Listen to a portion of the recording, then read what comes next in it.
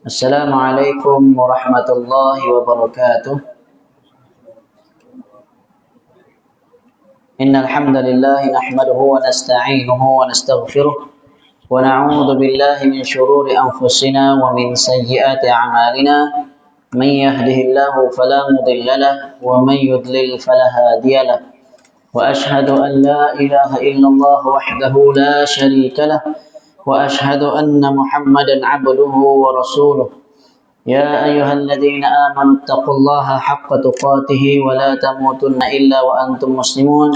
يا أيها الناس اتقوا ربكم الذي خلقكم من نفس واحدة وخلق منها زوجها وبث منهما رجالا كثيرا ونساء واتقوا الله الذي تساءلون به والأرحام إن الله كان عليكم رقيبا.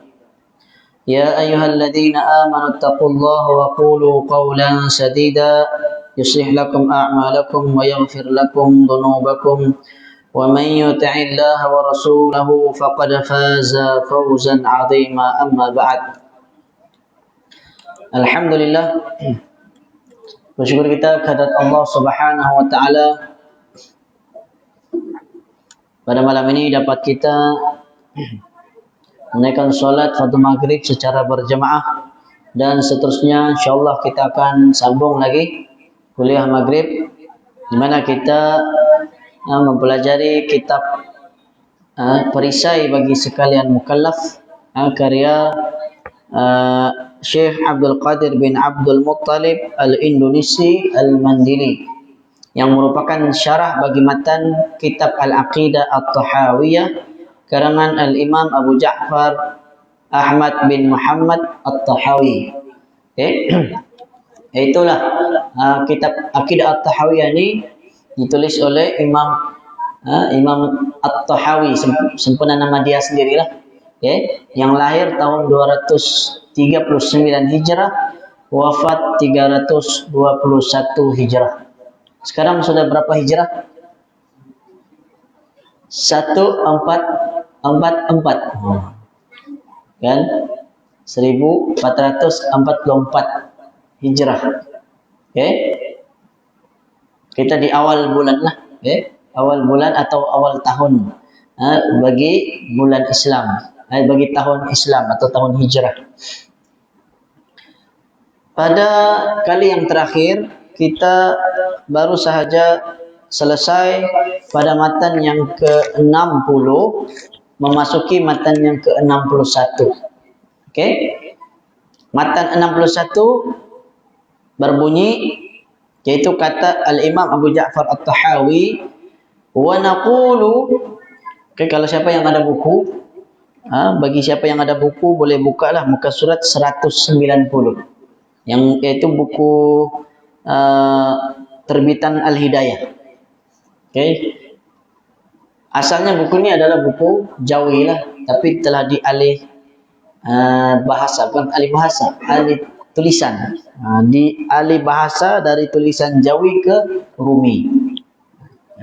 Sebab ramai sekarang ni, kalau orang kebanyakannya ataupun adalah kebanyakan mungkin boleh baca Jawi, tapi ada sebahagian yang mungkin tidak pernah belajar Jawi, maka kurang sedikit. Apalagi Jawi lama kan, sedikit susah untuk dibaca. Jawi lama dia punya ejaan berbeza dengan Jawi yang baru. Jawi baru ada sedikit mudah berbanding Jawi yang lama. Tapi sebenarnya kalau orang langsung tidak asas, memang agak susah juga baca Jawi. Orang yang pandai baca Quran, baca Jawi belum tentu juga dapat, kan? Sebab Jawi ini bukan bahasa Arab, dia tulisan, dia bahasa Melayu. Bahasa Melayu. Baiklah, kita teruskan. Matan yang ke-61 berbunyi, wa naqulu innallaha ittakhadha Ibrahima khalilan wa kallamallahu Musa taklima imanan wa tasdiqan wa taslima. Oke. Terjemahannya adalah, dan berkata kami bahwa Allah Ta'ala menjadikan ia akan Nabi Ibrahim kekasih. Dan berkata-kata Allah Ta'ala akan Nabi Musa berkata-kata, beriman dan membenarkan dan menerima. Dia matan yang baru ni, dia menceritakan tentang perkara yang baru lah. Dia bukan berkaitan dengan matan yang sebelumnya. Yaitu berkenaan Allah Subhanahu wa Ta'ala ittakhadha, mengambil Ibrahim khalila, Nabi Ibrahim sebagai khalil. Khalil itu apa? Ada orang nama Khalil itu? Kan? Ada orang nama Khalil. Khalil itu artinya kekasih. Kekasih. Dia berbeza dengan satu lagi dia panggil Habib. Habib pun kekasih juga. Cuma antara Habib dan Khalil, Khalil lebih tinggi darjatnya. Lebih tinggi darjatnya. Satulah kami berkata, bila kami berkata ni merujuk kepada ahli sunnah wal jamaah. Innallah, sesungguhnya Allah itu ittakhadha Ibrahim khalila, mengambil Nabi Ibrahim sebagai kekasih. Itu yang pertama. Ini berdasarkan ayat Quran. Nanti kita baca ada dia punya dalil-dalilnya. Yang kedua, wa kallamallahu Musa taklima. Yaitulah Allah berkata-kata kepada Nabi Musa dengan sebenar-benar perkataan. Musa taklima, dengan benar ucapan. Maksudnya apa? Betul-betul bercakap lah, bukan pura-pura. Itu maksudnya. Bukannya Allah bercakap dengan Nabi Musa melalui contohnya perantara, ataupun melalui mimpi, ataupun suara hati, tidak. Tapi Allah lah sendiri yang berkata-kata dengan Nabi Musa. Ini betul-betul bercakap. Setelah Nabi Musa ini dipanggil sebagai apa disebutnya? Kalimullah. Macam begitulah. Yaitu seorang yang berkata-kata dengan Allah. Banyak sebenarnya, bukannya Nabi Musa saja. Tapi dikhususkan Nabi Musa sebab ada peristiwa dia. Sebagaimana juga Nabi Isa alaihissalam disebut sebagai apa? Ruhullah. Kalau orang Kristen dia bila disebut Ruh Allah, dia kata, nah betul lah. Ajaran kami, Ruh Allah. Tapi sebenarnya bagi kita Islam, kita juga percaya memang Nabi Isa itu Ruhullah, maksudnya adalah Nabi Isa itu dijadikan oleh Allah dengan ditiupkan roh kepada Maryam terus tanpa melalui bapa. Dikhususkan itu disebut Ruhullah. Sebab apa? Allah terus tiupkan roh kepada perut kepada ibu dia, ibu Nabi Isa, sehingga tiba-tiba mengandung padahal tidak ada suami. Jadi dia dipanggil Ruh Allah, tapi bukan maksudnya Ruh Allah dia itu salah satu dari entiti Allah ataupun dari bahagian ketuhanan, tidak. Dia tetap manusia. Cuma lahir dengan mukjizat. Dia tetap ada ibu. Ada yang lebih ajaib lagi, yaitu Nabi Adam alaihissalam. Nabi Adam tiada bapa, tiada ibu. Maka itu lebih tinggi lagi. Suatu Nabi Adam digelar sebagai bapa manusia. Dialah bapa kita. Jadi itu yang kedua, wa kallamallahu Musa taklima. Dan yang ketiga, imanan wa tasdiqan wa taslima. Maksudnya apa? Ahli sunnah wal jamaah beriman dengan dua perkara yang disebut tadi. Yang pertama, Allah jadikan Ibrahim sebagai khalil, kekasih. Yang kedua, Allah berkata-kata dengan Nabi Musa dengan sebenar-benar perkataan. Dengan apa? Pertama, kita beriman. Mesti kita beriman dengan perkara tersebut yang disebutkan tadi. Yang kedua, wa tasdiqan, mesti kita membenarkan, tasdiqan. Kemudian wa taslima, taslima ini menerima dengan sepenuhnya. kita menerima sebab ini datang dari ayat Quran.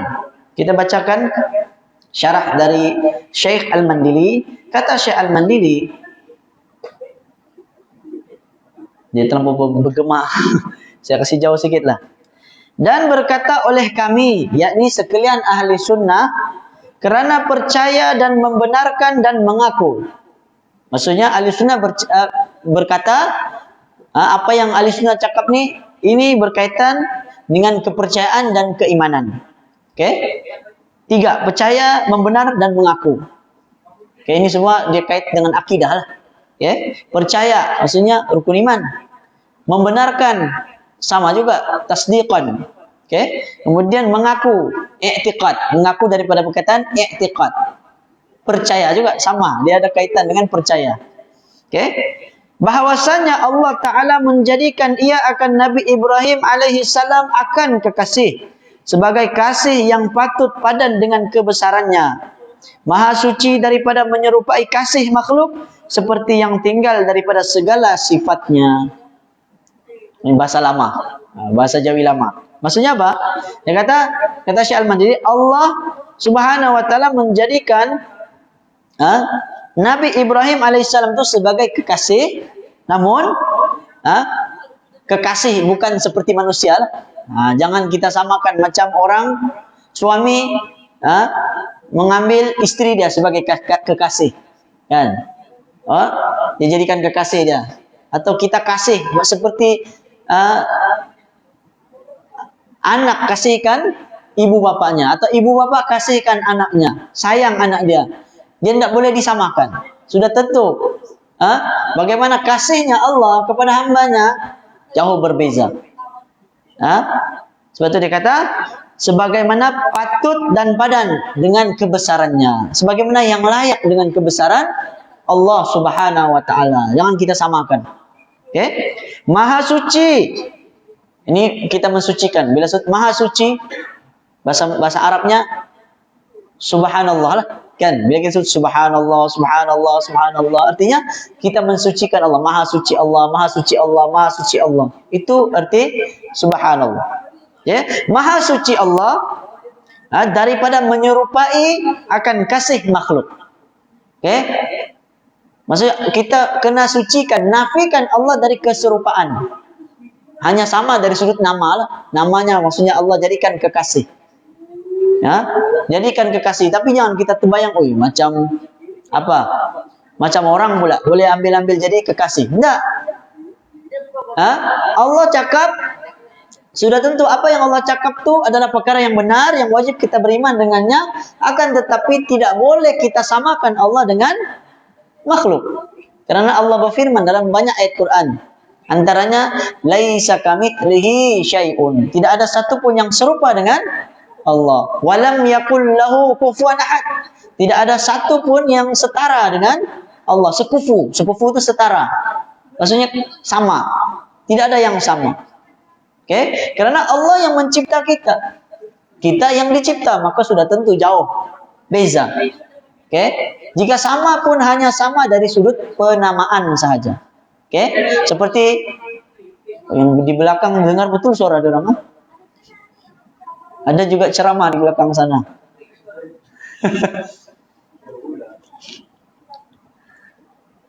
Boleh datang sini, duduk depan sini. Mari sini, duduk sini. Jangan kamu bercerita sana.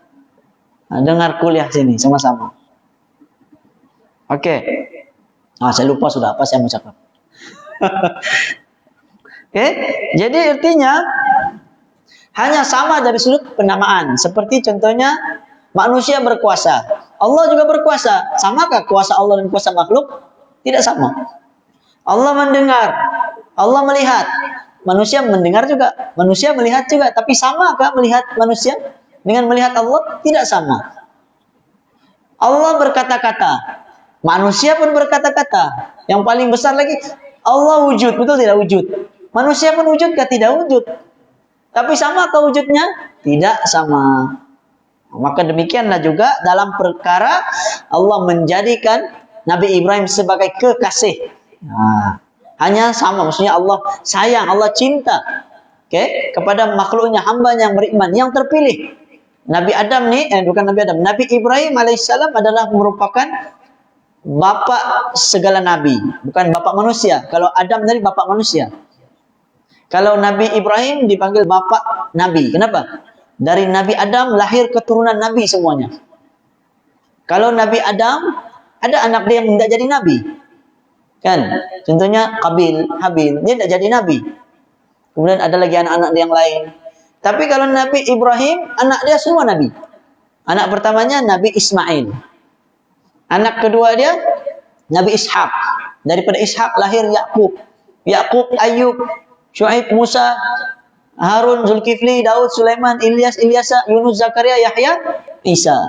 Yang terakhir dari keturunan Bani Israel adalah Nabi Isa. Adapun Nabi Muhammad lahir dari keturunan Nabi Ismail. Cuma keturunan Ismail tiada nabi.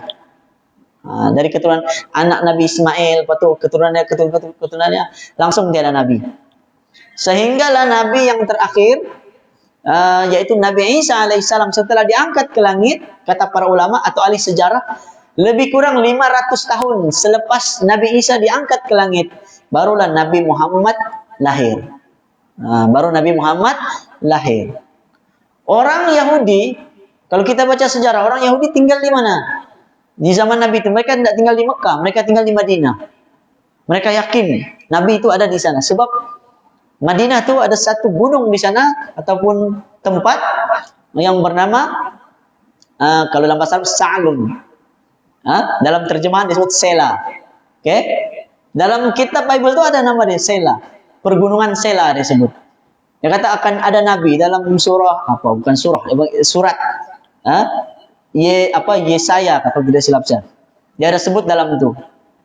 Dia cerita tentang akan ada nabi datang di sana disambut oleh Kedar dengan nyanyian, kan? Kemudian banyaklah yang disebut dari banyak ulama yang mengatakan ayat itu sebenarnya merujuk kepada Nabi Muhammad. Ayat itu merujuk kepada Nabi Muhammad. Sebab tidak ada satupun nabi yang diutus di kalangan orang Arab. Siapa? Tanya dia orang pun kata tiada kecuali Nabi Ismail, ya itu pun lama sudah. Kan? Selepas Nabi Ismail, siapa nabi-nabi yang ada dari keturunan Nabi Ismail? Tiada. Semua ahli sejarah mengakui.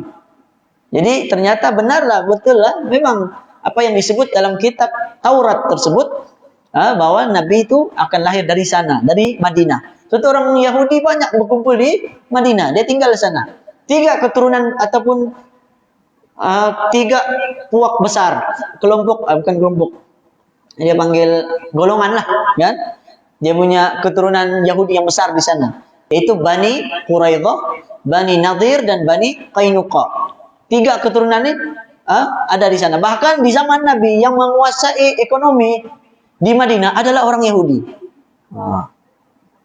Tapi setelah umat Islam menang, kan, melawan orang kafir Quraisy, orang Yahudi pun sikit-sikit melanggar perjanjian. Akhirnya Nabi halau. Akhirnya tiada Yahudi lagi. Sampai sekarang tidak ada. Dihalau keluar karena salah mereka sendiri. Islam tidak larang pun, mereka boleh tinggal dengan Islam.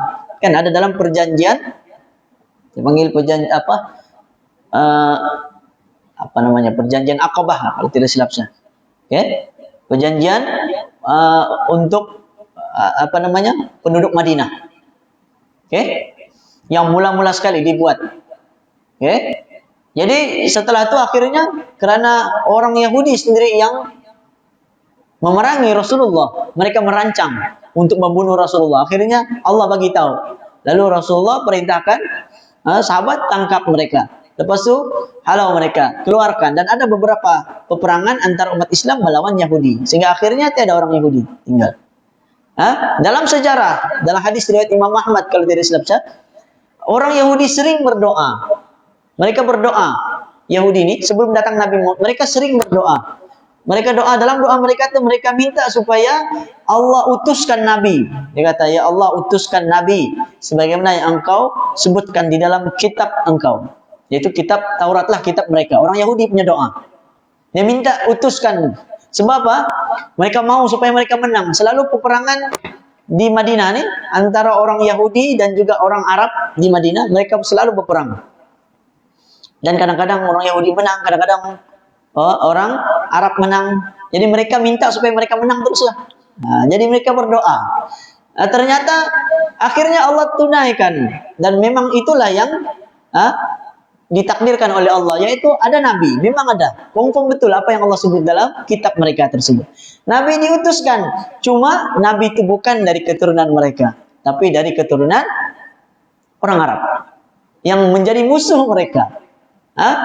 Padahal mereka kenal Nabi Muhammad, mereka tengok dari atas sampai ke bawah, sifat-sifatnya, perwatakannya, mereka tahu memang nabi. Tapi karena Nabi Muhammad bukan keturunan Yahudi, maka mereka tidak menerima. Mereka sombong, sehingga itu mereka menjadi kafir karena tidak menerima, padahal disebut dalam kitab mereka. Oke? Oh, jauh pula kita pergi. Kita balik dalam kitab ini. Dan bermula makna khullah. Oke, bukan. Dan bahwasanya berkata-kata Allah Ta'ala akan Nabi Musa alaihissalam sebagai berkata-kata yang patut padan dengan kebesarannya, tiada seperti berkata-kata makhluk. Oke? Ini yang berkanan kedua lah. Wa kallamallahu Musa taklima. Allah bercakap dengan Nabi Musa dengan percakapan yang sebenar. Maksudnya apa? Sebagaimana yang layak dengan kebesaran. Begitu juga lah. Bila sebut sifat-sifat Allah, itu saja yang kita boleh cakap. Sebagaimana yang patut, yang padan, yang layak dengan kebesaran Allah Subhanahu wa taala. Kerana Allah menyebutnya dalam Quran, kerana Allah menyebutnya dalam hadis, wajib kita menerimanya dan beriman. Oke?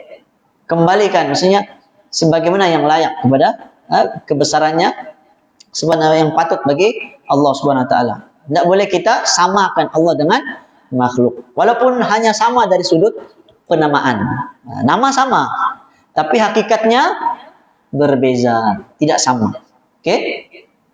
Jadi kalau sebut nama, jangan pula sampai kita menjadi seperti Jahmiyah. Jahmiyah adalah golongan yang menolak nama dan sifat Allah. Itu Jahmiyah. Oke, Jahmiyah ini menolak Allah punya sifat, Allah punya nama. Dia kata Allah tiada nama, Allah tiada sifat. Kalau Allah ada nama, kalau Allah ada sifat, nanti Allah sama dengan makhluk. Memang niat mereka bagus, tapi niat hanya niat bagus saja tidak memadai, tidak mencukupi. Karena Allah sendiri menyatakan, Nabi sendiri menyatakan, maka yang wajib adalah kita beriman terhadap apa yang diturunkan. Allah turunkan ayat Quran, setiap ayat bahkan dengan hurufnya sekali, dengan maknanya sekali, wajib kita beriman. Semuanya datang dari Allah. Jadi tidak sama seperti berkata-kata makhluk. Dan bermula makna khullah, perkataan khullah daripada perkataan khalilan. Itu adalah sempurna kasih. Jadi kalau Habib tadi kekasih juga, tapi yang mungkin ada cacat celah sikit-sikit. Nah, begitulah. Macam kita lah, kalau manusia biasa dengan manusia biasa dia panggil Habib. Kau ni Habib saya. Dia panggil Habibi. Ya Habibi, ya Maulana. Nah, jangan disambung. Jangan disambung. Lain pula jadinya. Kan? Jadi Habibi itu maksudnya kekasihku. Nah, kan? Macam cerita dalam Piramli itu. Ya Habibi dia kata. Oke? Tapi kalau Allah panggil Nabi Ibrahim, ya Khalili. Khalili. Maksudnya sempurna kasih. Yang lebih sempurna. Maksudnya darjatnya lebih tinggi dari Habib tadi. Maka makna Khalil itu yang sempurna kasih. Dan dalil bagi menjadikan Allah Ta'ala akan Nabi Ibrahim akan kekasih yang sempurna kasih adalah firman Allah, وَاتَّخَذَ Ibrahim khalila. Surah An-Nisa ayat 125. Okay, Allah kata, dan telah menjadikan Allah Subhanahu wa taala akan Nabi Ibrahim alaihissalam akan kekasih yang sempurna oleh kasih Allah Taala akan dia. Ini terjemahan dulu. Kalau modernnya terjemahan sekarang, dan Allah telah menjadikan Nabi Ibrahim sebagai kekasihnya. Lagi mudah kita faham. Simple saja. Okey. Wattakhadallahu Ibrahim khalila. Ayat yang lain dalam surah surah An-Nisa ayat 125. Allah menjadikan Nabi Ibrahim sebagai kekasih. Dan dalil bagi berkata-kata Allah Ta'ala akan Nabi Musa, maksudnya Allah bercakap dengan Nabi Musa, apa dalilnya?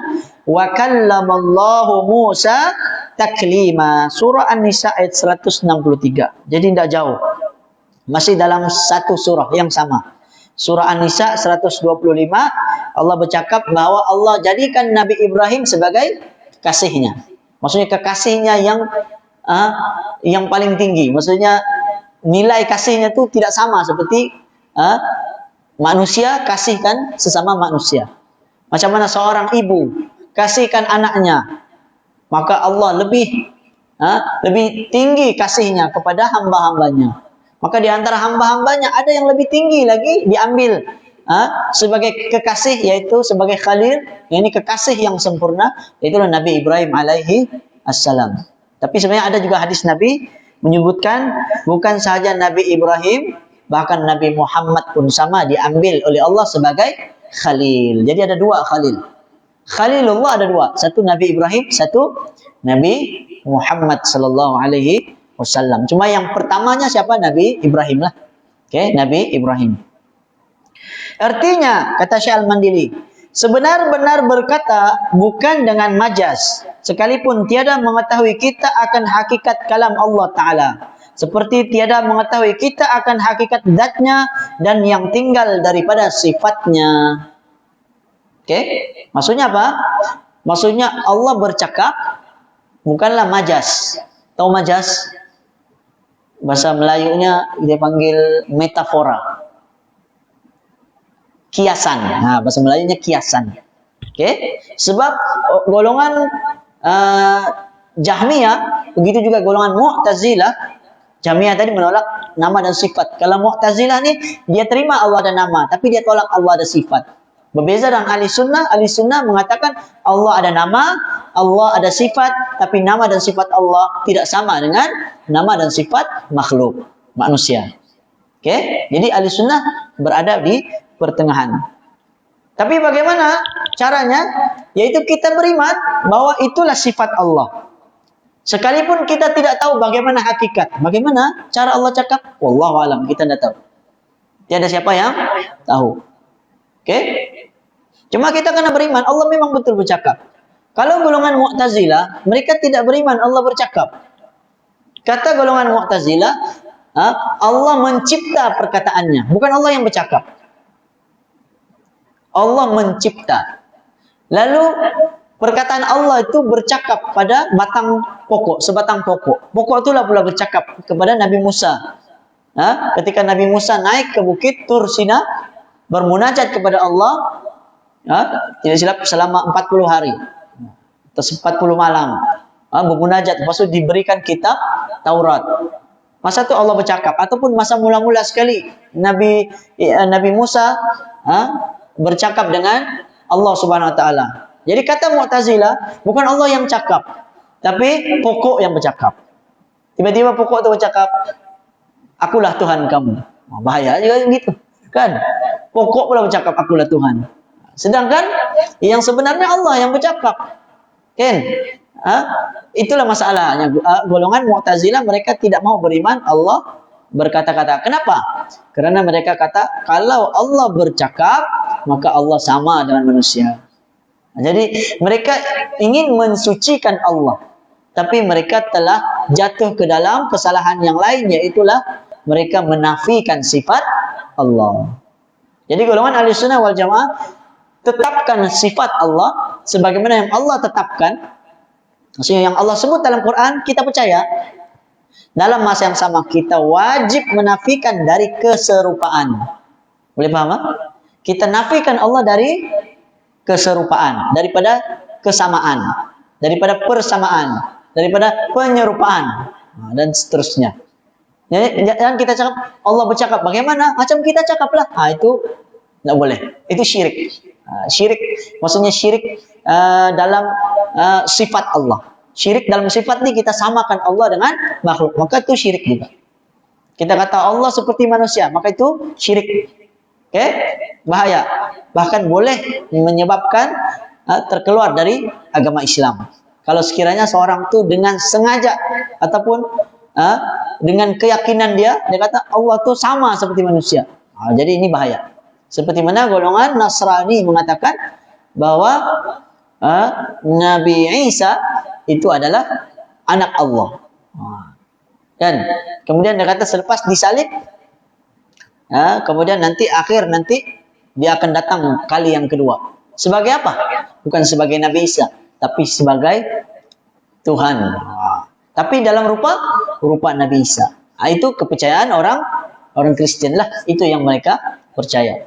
Tapi kita tidak. Kita berbeza. Walaupun kita sama-sama, dua-dua Kristen pun percaya pada Nabi Isa, umat Islam pun percaya. Kita sama.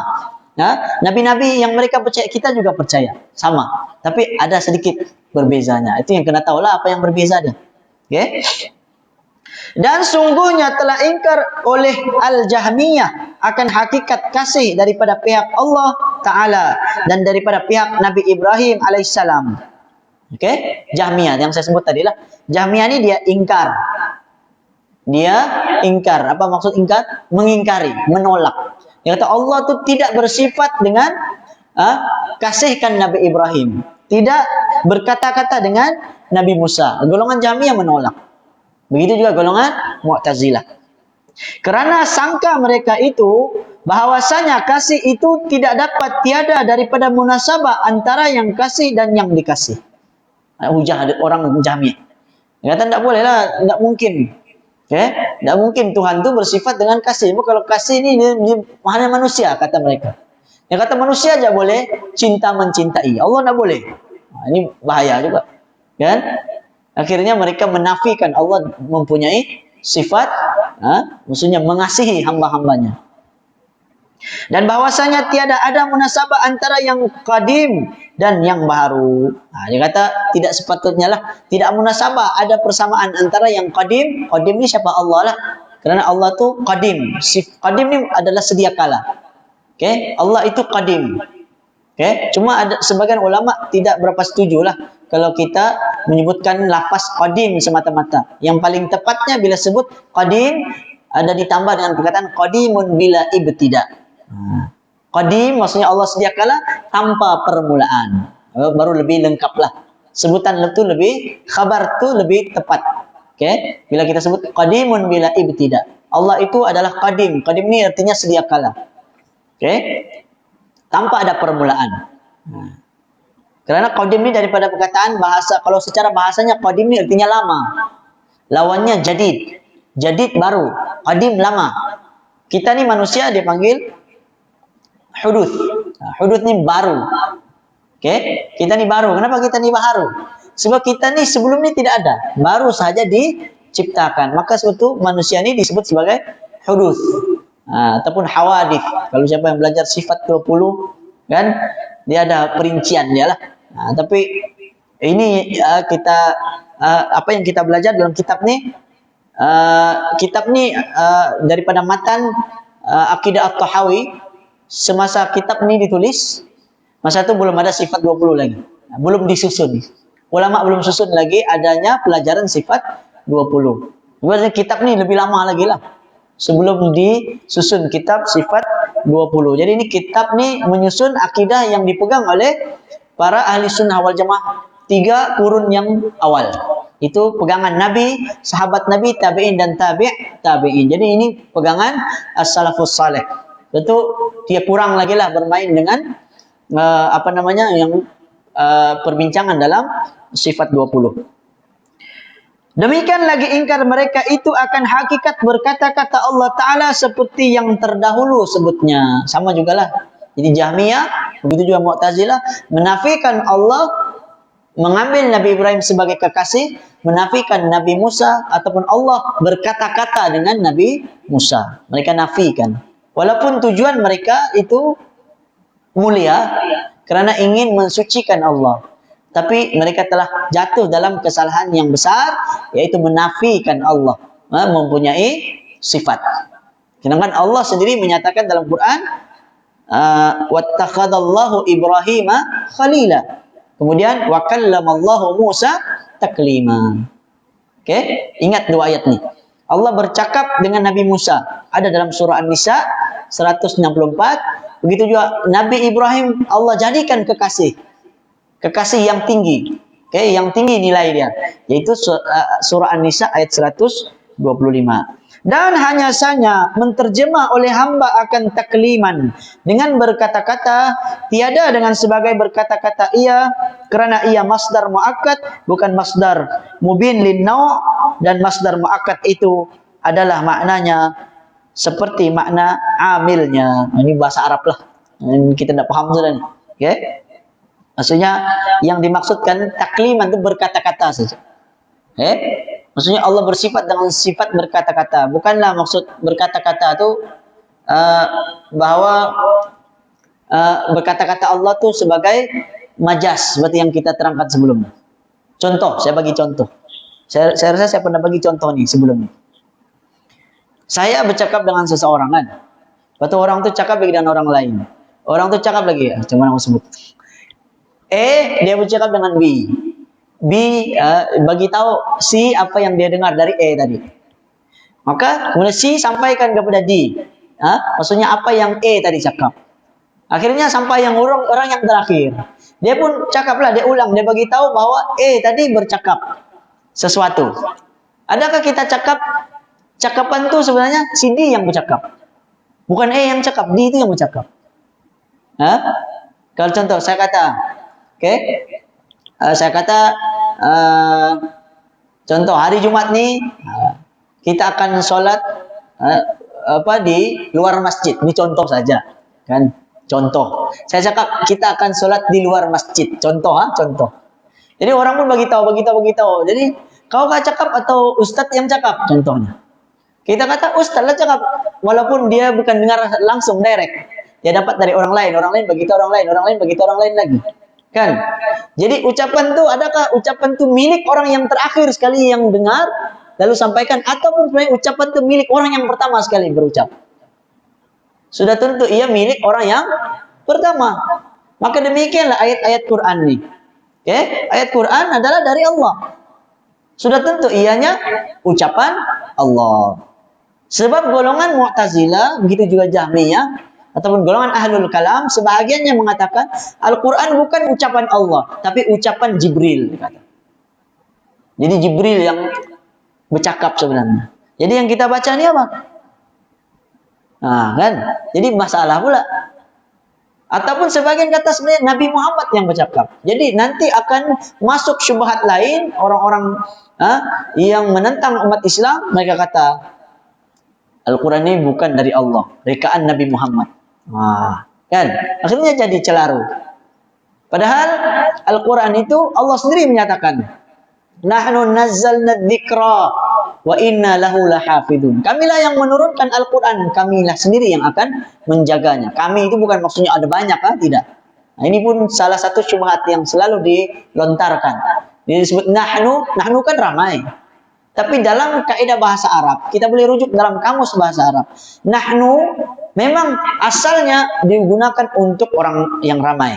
Maksudnya untuk ramailah, sekurang-kurangnya 2 orang. Jadi baru guna nahnu. Tapi ada kalanya apabila nahnu, perkataan kami tadi digunakan untuk seorang, maka dia menunjukkan pengagungan. Menunjukkan pengagungan. Sama seperti orang Arab juga, kalau dia jumpa kalau orang biasa dia kata anta, dia sebut. Kan? Dia sebut anta. Tapi kalau dia jumpa syekh, orang Arab ulama contohnya. Seorang dia ulama tapi dia sebut antum, dia sebut anta. Antum dia sebut. Itu sebagai bentuk memuliakan. Macam kita bagilah assalamualaikum pada satu orang je. Kan? Yang betulnya assalamualaika untuk satu orang. Assalamualaikum untuk 3 orang. Kalau 2 orang, assalamualaikuma. Banyak lagi mau belajar. Cukuplah assalamualaikum saja pun boleh sebenarnya. Karena assalamualaikum kum itu bermaksud kamu, dan boleh juga untuk seorang jika bertujuan untuk memuliakan. Ini kaidah bahasa Arab. Jadi bila orang tidak paham bahasa Arab, tidak belajar bahasa Arab, maka itu yang jadi salah paham. Jadi salah paham. Mau masuk isya sudah. Jadi saya ingat cukup dahulu untuk matan yang ke-61.